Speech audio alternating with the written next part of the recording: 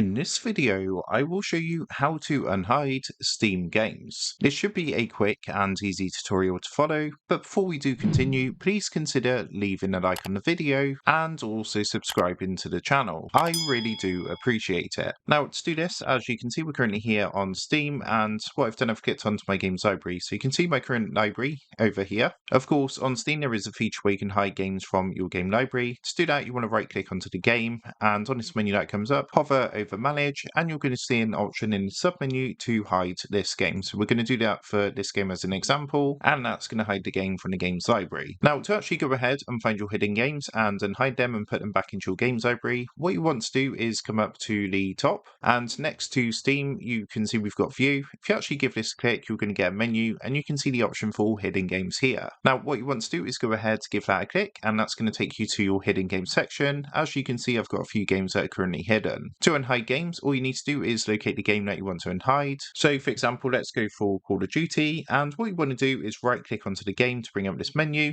hover over manage, and you're going to see the option to remove from hidden. So all you want to do is go ahead, give that a click. That's going to remove it from your hidden games list, and then if you come back up to view at the top, click onto this and click onto library, you'll see that Call of Duty has now been returned to the library and it's now showing over here. So that is how to unhide games on Steam. With that being said, I hope this quick tutorial did help you out today, and if this did help you out, I would really appreciate it if you was to consider dropping down below the video, leaving a like, and also subscribing to the channel. With that being said, I just want to take a minute to thank you guys for watching this quick tutorial, and I will see you in the next video.